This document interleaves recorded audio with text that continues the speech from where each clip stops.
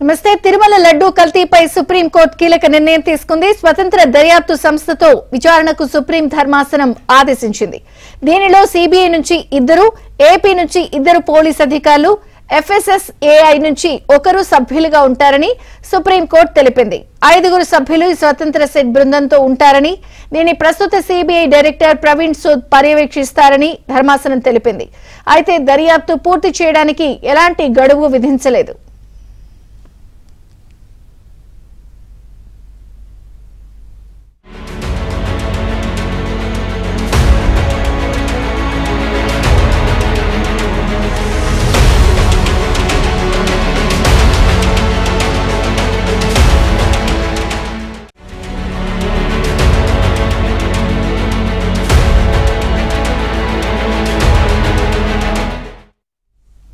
ఇదిలా ఉంటే సిబిఐతో ఎందుకు విచారణ జరిపించలేరని సొలిసిటర్ జనరల్ సుప్రీంకోర్టు ప్రశ్నించింది.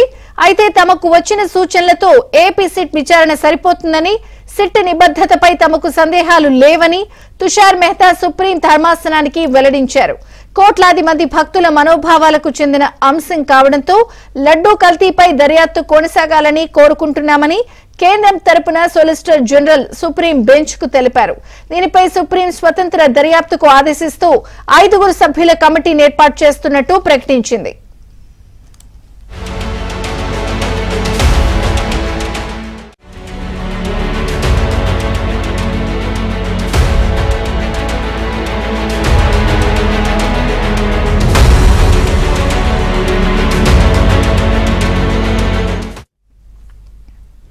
ఇదిలా ఉంటే పిటిషనర్లలో ఒకరైన వైవి సుబ్బారెడ్డి తన పదవికి సంబంధించిన వివరాలు వెల్లడించకపోవడంపై సుప్రీం ధర్మాసనం అసంతృప్తి వ్యక్తం చేసింది.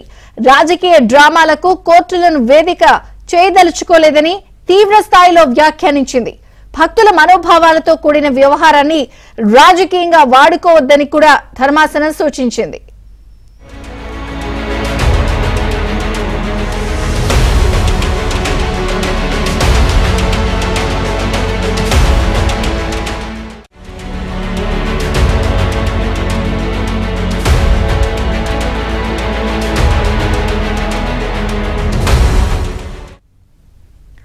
తిరుమల లడ్డూ కల్తీపై కొత్తగా నియమించిన స్వతంత్ర కమిటీ విచారణ ముగిసిన తర్వాత రాష్ట్రానికి ఆ నివేదికను అందజేయనున్నట్టు న్యాయ నిపుణులు అభిప్రాయపడుతున్నారు.